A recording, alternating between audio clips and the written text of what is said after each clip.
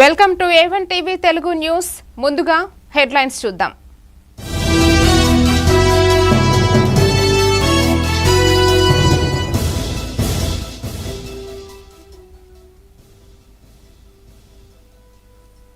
BJP ఆధ్వర్యంలో mega medical camp, రోగులకు ఉచితంగా మందుల పంపిణీ.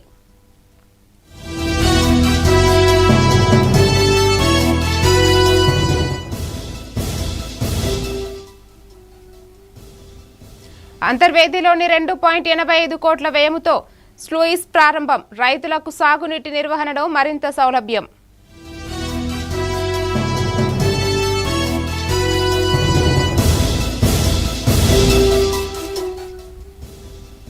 ఆగస్టు 10న దేశవ్యాప్త జైల్ భరో, కేంద్ర ప్రభుత్వం విధానాలకు నిరసనగా ఆందోళన.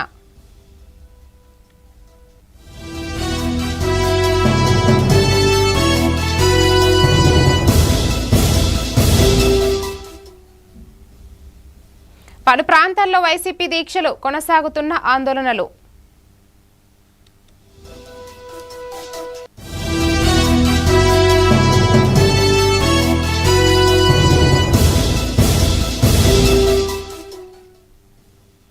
తాళ్లమూడి బ్రిడ్జ్ వద్ద ఆటో బస్సు ఢీ, పలువురు ప్రయాణికులకు గాయాలు.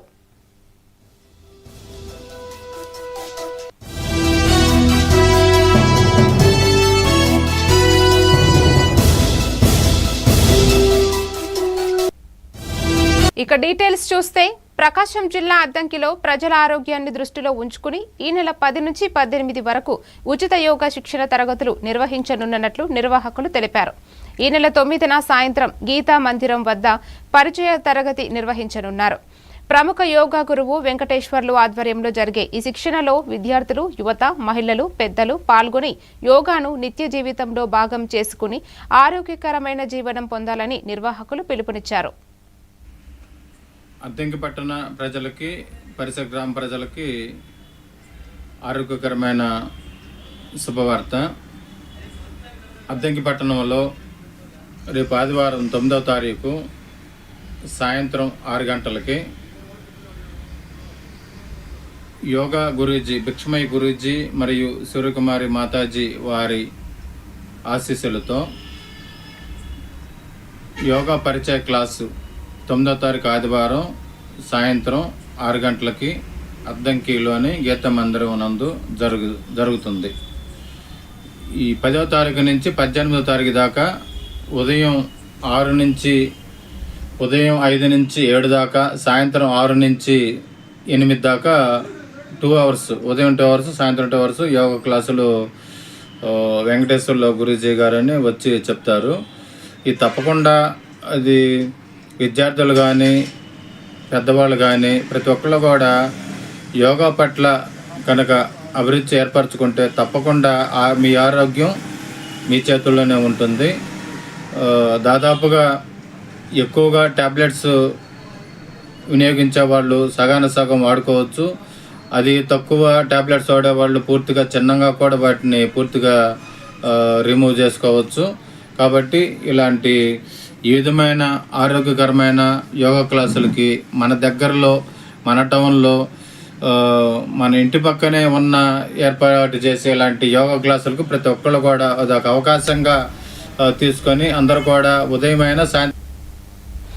ఏలూరు జిల్లా తాళ్లమూడి బ్రిడ్జ్ వద్ద ఆటోను ప్రైవేటు ట్రావెల్స్ బస్సు ఢీకొనడంతో 4 ప్రయాణికులు, ఆటో డ్రైవర్ తీవ్రంగా గాయపడ్డారు. క్షతగాత్రులను 188 అంబులెన్స్ ద్వారా ఏలూరు ప్రభుత్వ ఆసుపత్రికి తరలించి చికిత్స అందిస్తున్నారు. ఘటన విషయం తెలుసుకున్న ఏపీఎస్ఆర్టీసీ జోన్ 2 చైర్మన్, జనసేన నాయకుడు రెడ్డి అప్పలనాయుడు ఆసుపత్రికి వెళ్లి బాధితులను పరామర్శించి మెరుగైన వైద్యం అందించాలని వైద్యులను కోరారు.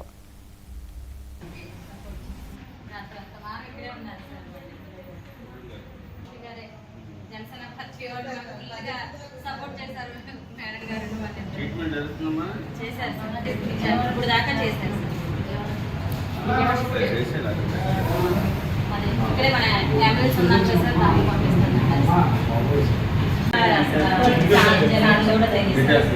వాళ్ళ డీటెయిల్స్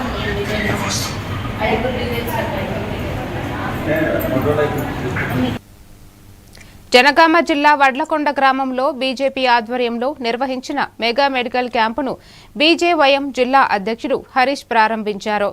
ఈ శిబిరంలో షుగర్, కంటి పరీక్షలతో పాటు వివిధ వ్యాధులకు వైద్య పరీక్షలు నిర్వహించి ఉచితంగా మందులు పంపిణీ చేశారు.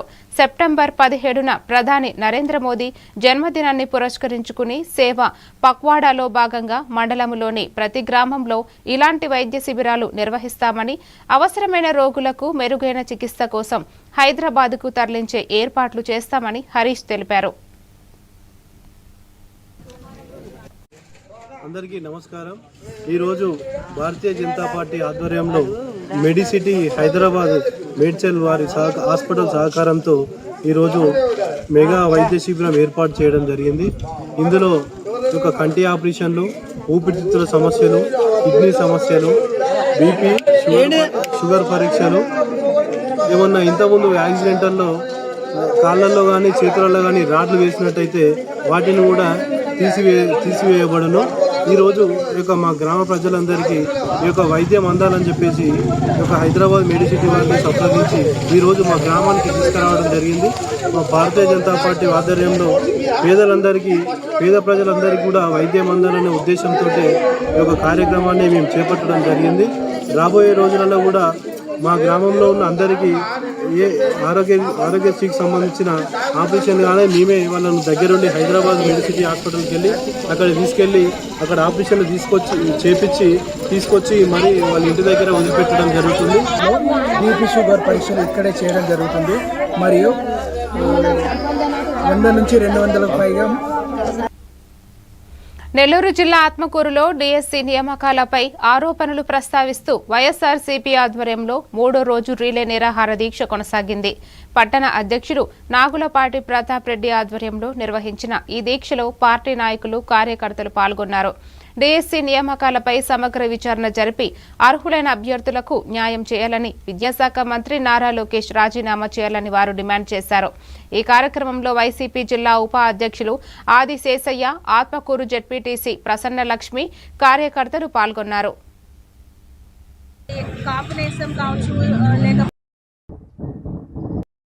చేసిన కూటమి ప్రభుత్వం 30,000 మంది మాయమయ్యారంటూ చుగాలి ప్రీతి కేసుని హైలైట్ చేస్తూ ప్రచారం అనేది స్టార్ట్ చేశారు. ఒక్కటొకటిగా మొదలు పెట్టుకుంటే ఇటు మహిళలకు ఇచ్చిన ప్రతి సంక్షేమ పథకం జగనన్న ఏదో ఒక రూపంలో ఆర్థిక సహాయం అందాలి, మహిళలు డెవలప్ అవ్వాలి ఇంట్లో అని చెప్పి ఒక్కొక్క పథకం, అది కాపు నేస్తం కావచ్చు, లేకపోతే మహిళలకి ఆర్థిక పరంగా ఏదో ఒక పథకం కింద ప్రతి నెల లేదా వాళ్ళకి ఫైనాన్షియల్గా ఎలాంటి కరోనా టైం మొదలుకొని ఫైనాన్షియల్గా ఎలాంటి ఇబ్బంది రాకుండా ఆయన చూస్తున్నారు. కానీ ఈరోజు మీరు మహిళల్ని అడ్డం పెట్టుకొని ప్రచారం స్టార్ట్ చేసి ఈరోజు అదే మహిళలకి వెన్నుపోటు పొడుస్తూ ప్రతి మహిళకి 1,500 నెలకి అని చెప్పారు. అది లేదు. అటు మహిళల్ని వదిలేసి స్టూడెంట్స్ని అయినా మీరు ఇది చేసుకున్నారా? లేదు. స్టూడెంట్స్ ఫీజు రియంబర్స్మెంట్ అనేది పెద్ద ఆయన మనకి ప్రతి ఇంటికి పెద్ద ఆయన ఇచ్చిన వరం అది. అలాంటి దాన్ని కూడా ఈరోజు మీరు దొంగలో తొక్కేశారు.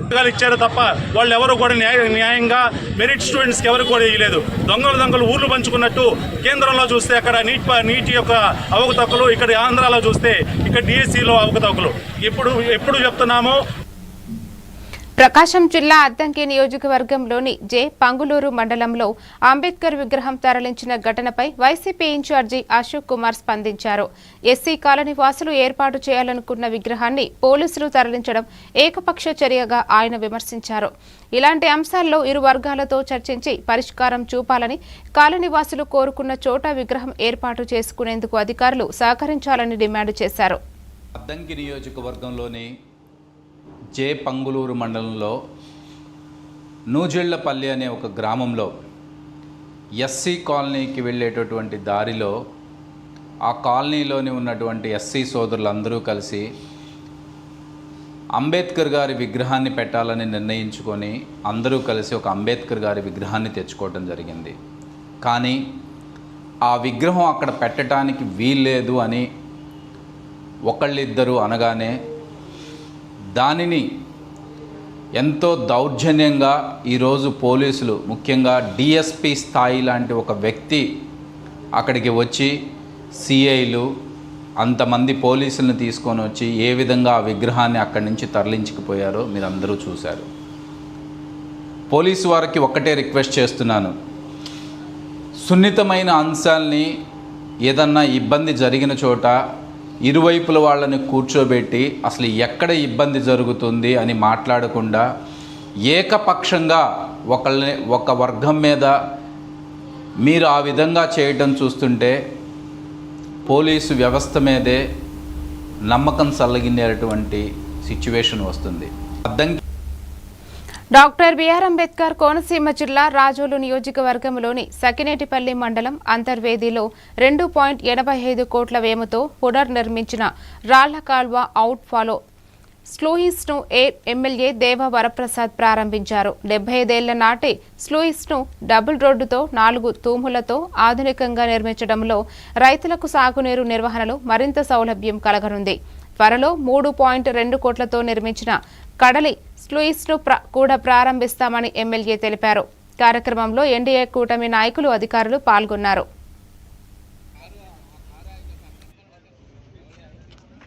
త్వరలో ప్రారంభించుకుంటా ఉన్నాం. ఇదే కాకుండా ఈ రోడ్డు మీదే ఇంకో 2 అవుట్ ఫాల్స్ లూయిస్లు ఉన్నాయి. ఒకటి గొంది, ఇంకొకటి నవ్వ. ఈ 2 కూడా పునర్నిర్మించుకోవాల్సిన అవసరం ఉంది. ఇది చాలా కాలం 75 సంవత్సరాల క్రితం కట్టారు. వాటిని కూడా ప్రతిపాదనలు పంపించాం 10,20,00,000 రూపాయలతో.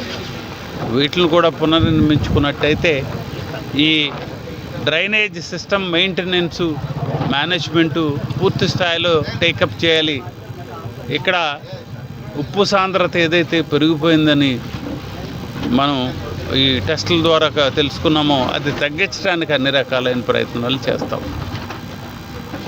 ఎందుకంటే డ్రైన్స్ బాగున్నట్టయితే ఈ అదనపు జలాలు ఏదైతే వస్తూ ఉన్నాయో ఇవన్నీ కూడా సముద్రంలో పోవడానికి అవకాశం ఉంటుంది. ఇది తీర ప్రాంతం, పల్లపు ప్రాంతం, చిట్ట చివరి ప్రాంతం కాబట్టి తప్పనిసరిగా ఈ డ్రైనేజ్ సిస్టమ్ అనేది స్ట్రాంగ్గా ఉండాలి. కాబట్టి దాని మీద మేము దృష్టి పెట్టాం. అలాగే లిఫ్ట్ ఇరిగేషన్స్ కూడా ఒకటి 2 ప్లాన్ చేసాం. ప్రకాశం జిల్లా అద్దంకిలో వైఎస్ఆర్ కాంగ్రెస్ పార్టీ ఆధ్వర్యంలో రీలే నిరాహార దీక్షలు నిర్వహించారు. డిఎస్సి 2025 పరీక్షల్లో అక్రమాలు జరిగాయని ఆరోపిస్తూ అర్హులైన నిరుద్యోగులకు న్యాయం జరిగే వరకు పోరాటం కొనసాగిస్తామని పార్టీ నాయకులు తెలిపారు. అద్దంకి పట్టణ వైఎస్ఆర్సీపీ సమన్వయకర్త డాక్టర్ అశోక్ కుమార్ ఆధ్వర్యంలో జరిగిన ఈ కార్యక్రమంలో మహిళలు, నిరుద్యోగులు, పార్టీ కార్యకర్తలు పెద్ద సంఖ్యలో పాల్గొన్నారు. చట్టం రద్దు చేస్తానని అనౌన్స్మెంట్ చేసింది. అమ్మ ఒక మహిళగా ఒక గౌరవప్రదమైన పదవిలో ఉంటూ దిశ చట్టాన్ని రద్దు చేస్తానని నీ నోటి ద్వారా అనౌన్స్ చేయడం అనేది ఈ రాష్ట్ర ప్రభుత్వం మహిళలు చేసుకున్న దౌర్భాగ్యం. ముఖ్యంగా మేము తెలియజేస్తున్నామనగా ఈ మెగా డిఎస్సిలో ఏదైతే అక్రమాలు జరిగినాయో వీటన్నిటి మీద సిట్టు కానీ ఏదైనా జడ్జిలుగా ఒక కమిటీ వేసి దాని ద్వారా విచారణ జరిపించి దీనికి బాధ్యత వహిస్తూ విద్యాశాఖ మంత్రి అయినటువంటి లోకేష్ గారు కూడా రాజీనామా చేయాలని మా ప్రధానమైన డిమాండ్.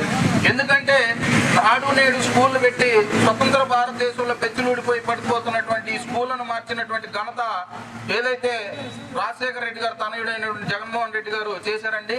అంతేకాకుండా విద్యార్థులకు మధ్యాహ్న భోజన పథకం బ్రహ్మాండంగా పెడుతూ పేదల ఆకలితో ఉండకూడదు, పేద విద్యార్థులు ఆకలితో ఉండకూడదని ఫీజు రియంబర్స్మెంట్, విద్యా దీవెన, వసతి దీవెన ఈ విధంగా ఎన్నో రకాలైన సంక్షేమ పథకాలు ఇచ్చి ఎంతో ముందు చూపుతో విద్యా వ్యవస్థను పరుగులు పెట్టించి రాష్ట్ర వ్యాప్తంగా ఉన్నటువంటి ప్రభుత్వ పాఠశాలన్నింటిలో కూడా ఇక్కడ సీట్లు లేవని బయట బోర్డులు కట్టేటువంటి ప్రభుత్వం మాదైతే మీ ప్రభుత్వంలో. పార్వతీపురం మన్యం జిల్లా పాలకొండలో వైసీపీ ఆధ్వర్యంలో డిఎస్సి నియామకాలపై సిబిఐ విచారణ కోరుతూ 3వ రోజు రీలే నిరాహార దీక్ష కొనసాగింది. ఏఎంజీ కన్వర్షన్ హాల్ వద్ద జరిగిన దీక్షల్లో ఎమ్మెల్సీ పాలవలస విక్రాంత్ పాల్గొని సంఘీభావం తెలిపారు. డిఎస్సి 2025 నియామకాలపై సమగ్ర సిబిఐ విచారణ జరిపి అర్హులైన అభ్యర్థులకు న్యాయం చేయాలని ఆయన డిమాండ్ చేశారు. విద్యార్థులు, నిరుద్యోగ యువతకు న్యాయం జరిగే వరకు ఉద్యమం కొనసాగుతుందని పేర్కొన్నారు. ఈ కార్యక్రమంలో పార్టీ నాయకులు, కార్యకర్తలు, యువజన విద్యార్థి విభాగాల ప్రతినిధులు పాల్గొన్నారు.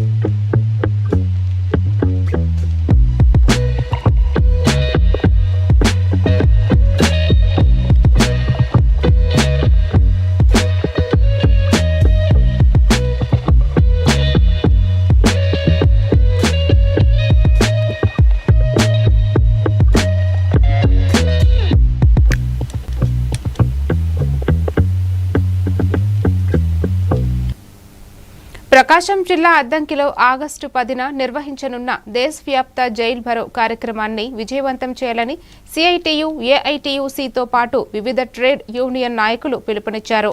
కేంద్ర ప్రభుత్వ విధానాలకు నిరసనగా కార్మిక, రైతు ప్రజా సంఘాల ఆధ్వర్యంలో ఈ ఆందోళన చేపడుతున్నట్లు తెలిపారు.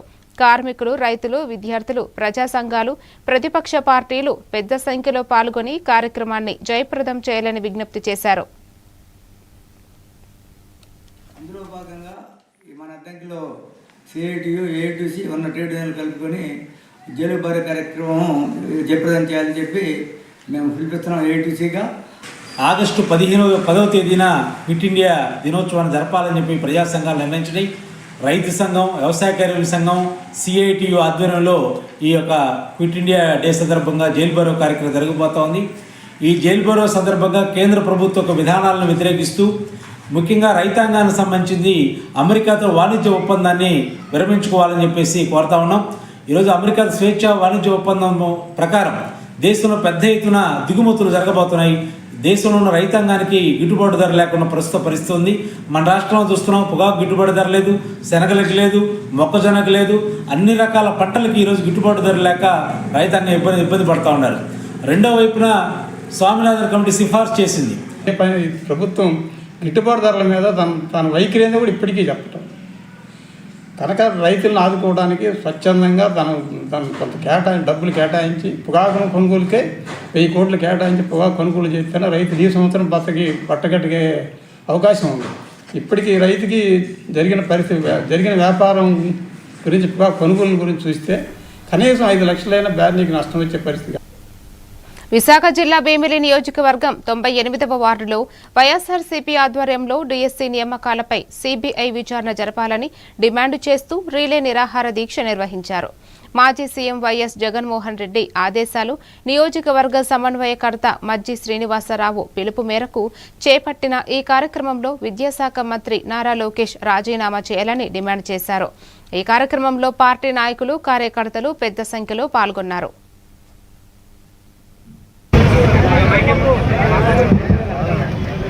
జగన్మోహన్ రెడ్డి గారు పాదయాత్ర స్టార్ట్ అయితే మీ కూటమి ప్రభుత్వానికి పాదయాత్ర స్టార్ట్ అవుతున్న విషయాన్ని ఈ సందర్భంగా తెలియజేస్తూ తక్షణమే లోకేష్ రాజీనామా చేసి మీ యొక్క నిజాన్ని సిబిఐ ఎంక్వైరీ ద్వారా నిగ్గు తెలుసుకో, తద్వారా ఈ రాష్ట్ర యువతకి, విద్యార్థులకి మీరు మేలు చేయండి అని చెప్పి పాదయాత్ర స్టార్ట్ అయితే మీ కూటమి ప్రభుత్వానికి పాదయాత్ర స్టార్ట్ అవుతున్న విషయాన్ని ఈ సందర్భంగా తెలియజేస్తూ తక్షణమే లోకేష్ రాజీనామా చేసి మీ యొక్క నిజాన్ని సిబిఐ ఎంక్వైరీ ద్వారా నిగ్గు తెలుసుకో, తద్వారా ఈ రాష్ట్ర యువతకి, విద్యార్థులకి మీరు.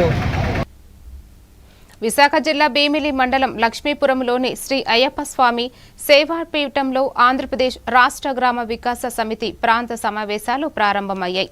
రాష్ట్ర అధ్యక్షులు తిరుపతయ్య అధ్యక్షతన 2 రోజుల పాటు జరిగే ఈ సమావేశాలకు రాష్ట్రంలోని పలు ప్రాంతాల నుంచి అధ్యక్షులు, ప్రాంత ప్రముఖులు హాజరయ్యారు. గ్రామీణాభివృద్ధి, సేవా కార్యక్రమాలపై చర్చలు నిర్వహించారు. కార్యక్రమంలో రాష్ట్ర ఉపాధ్యక్షులు రెడ్డినాయుడు, విశాఖ, అనకాపల్లి, మన్యం జిల్లాల ప్రముఖులు, విశ్వ హిందూ పరిషత్, రాష్ట్రీయ స్వయం సేవక్ సంఘం ప్రతినిధులు, స్థానిక నాయకులు పాల్గొన్నారు.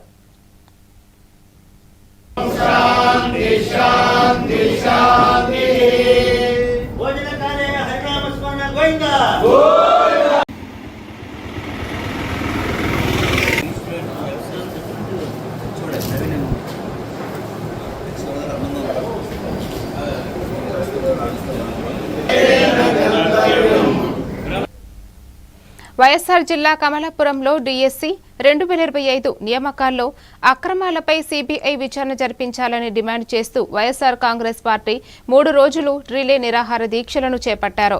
పార్టీ రాష్ట్ర, జిల్లా నాయకులు పాల్గొని విద్యాశాఖ మంత్రి నారా లోకేష్ రాజీనామా చేయాలని డిమాండ్ చేశారు.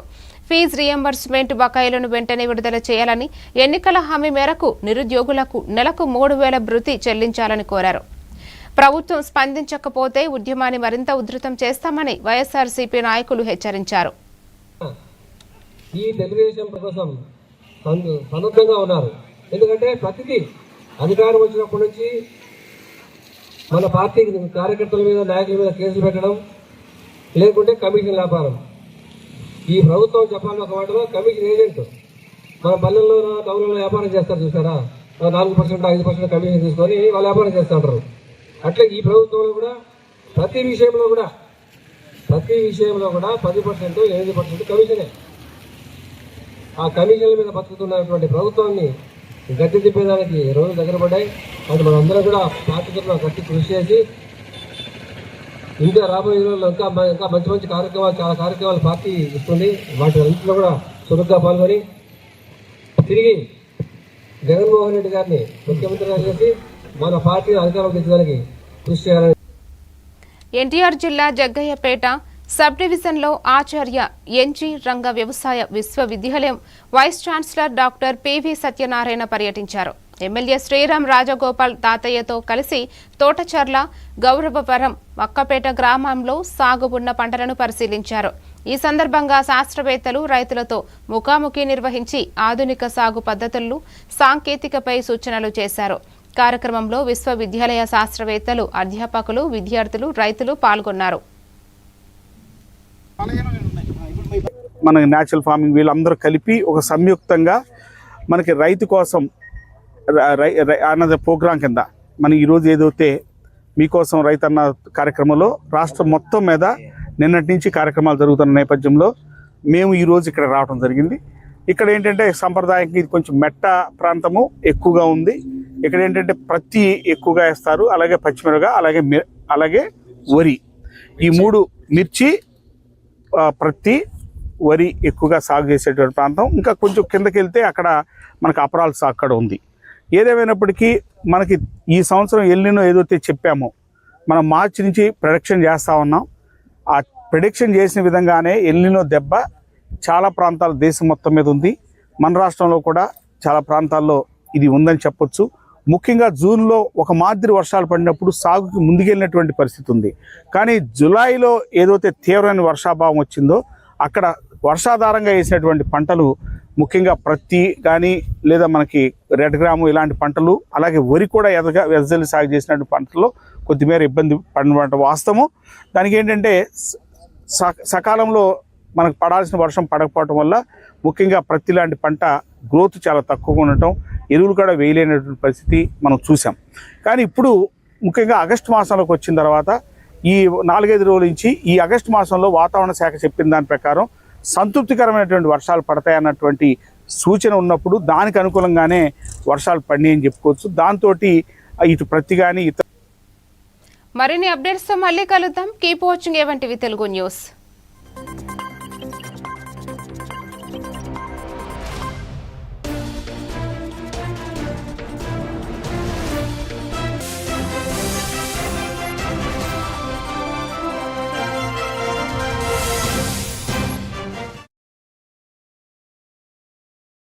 నావిగన్